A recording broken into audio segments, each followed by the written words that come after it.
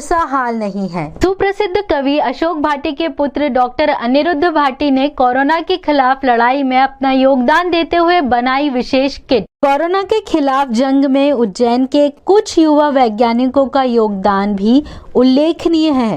Corona के बढ़ते प्रकोप के विरुद्ध लड़ाई में शहर के कई युवा अपना योगदान दे रहे हैं। ऐसे ही एक युवा हैं डॉक्टर अनिरुद्ध भाटी। डॉक्टर अनिरुद्ध जो नैनो टेक्नोलॉजी में रिसर्च वैज्ञानिक हैं, वो पिछले कई सालों से चेन्नई स्थित मैगजीनोम नामक शोध संस्था में कार्यरत हैं। 2020 में कोरोना की प्रथम आहट के समय अनिरुद्ध और उनके वैज्ञानिकों की टीम ने कोविड की RT-PCR test kit, VTM RNA extraction kit एवं RT-PCR किट बनाने का कार्य शुरू कर दिया था। शुरुआत में यह किट विदेश से ही आयात की जाती थी। इस दौरान अनिरुद्ध के नेतृत्व में मैगजीनोम की टीम ने मात्र 3 महीने की अवधि में अथक परिश्रम एवं वैज्ञानिक दृष्टिकोण से इस किट को तैयार किया। इस किट को बनाने में नैनो टेक्नोलॉजी एवं आणविक जीव विज्ञान का प्रयोग किया गया, जिसमें अनिरुद्ध विशेषज्ञ हैं।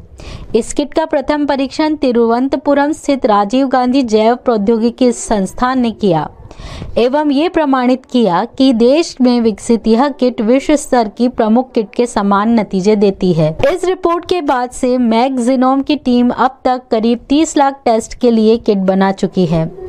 वर्तमान में यह किट तमिलनाडु, महाराष्ट्र, केरल, कर्नाटक, छत्तीसगढ़, मध्य प्रदेश, आंध्र, तेलंगाना और बाकी के राज्यों की कई सरकारें एवं गैर सरकारी लैब कोरोना टेस्टिंग के लिए उपयोग कर रही हैं। बहुराष्ट्रीय कंपनियों की कीमत से 3 गुना कम कीमत पर सरकारी लैब्स को यह किट दी जा रही है, जो कि सराहनीय है। जैसे ही हिंदुस्तान में कोरोना की आहट शुरू हुई थी मार्च अप्रैल 2020 में, तो मैंने और मेरी वैज्ञानिकों की टीम ने यहाँ पे RT-PCR बेस्ड जो किट है उसके ऊपर रिसर्च शुरू की थी और 3 महीने के अंदर अंदर हमने इस किट का अप्रूवल ICMR से ले लिया और सितंबर अक्टूबर से हमने इस किट की बिक्री यहाँ शुरू कर दी।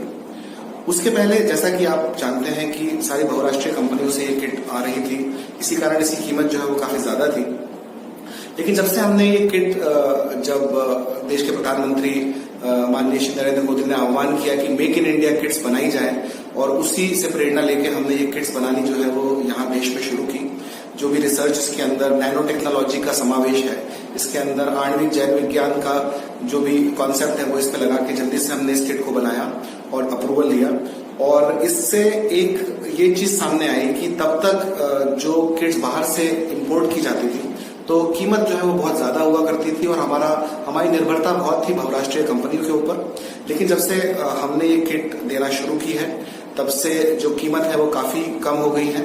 अभी इस समय हमारी बनाई हुई किट तमिलनाडु, कर्नाटका, उड़ीसा, पश्चिम बंगाल और भी कई अलग राज्यों में इस्तेमाल की जा रही है और काफी सटीक रिजल्ट इसके आते हैं। ये फीडबैक भी हमें सारी लैब से मिला है।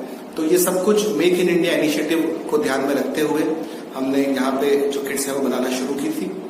इस संबंध में इस जो हमारी सफलता है, हमारी टीम की जो सफलता है, उसका सारा श्रेय मैं मेरे गुरुजन डॉक्टर CN रामचंद, मेरे माता पिता श्री अशोक भाटी, श्रीमती नीना भाटी और उज्जैन में मेरी सारी प्रारंभिक स्कूली शिक्षा और विक्रम यूनिवर्सिटी से BSc बायोटेक्नोलॉजी मैंने किया, फिर बाद में PhD भी मैंने किया। तो उज्जैन से निकलकर आज भी उज्जैन से जो मेरा जुड़ाव है उसको मैं श्रेय देता हूं कि उज्जैन की, और मुझे काफी गर्व है इस बात का कि उज्जैन की मिट्टी से निकलकर मैं अपना कुछ योगदान कोरोना से लड़ने में अपने देश को ताकत देने में कर पाया।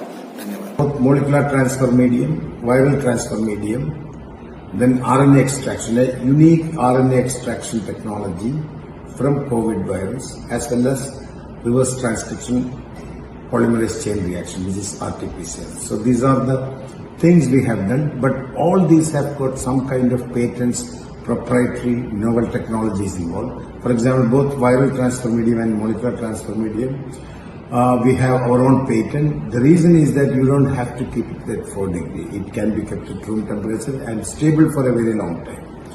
One of the most important thing about our extraction is that extremely small quantity of throat swab or nasal swab or from saliva. Of course, saliva is not yet approved worldwide, but we have a phenomenal technology. From saliva, we will be able to extract RNA or, viral RNA. Then, of course, RT-PCR also. These are the various things we have generated. And we have a team of about 40 to 50 people. We have about 15 to 20 high caliber scientists. One of my students who did PhD with me, Dr. Anirudh Bhatti, who has developed this RNA extraction along with the team members like Tessie and all others. So the team is working almost 16 to 18 hours every day.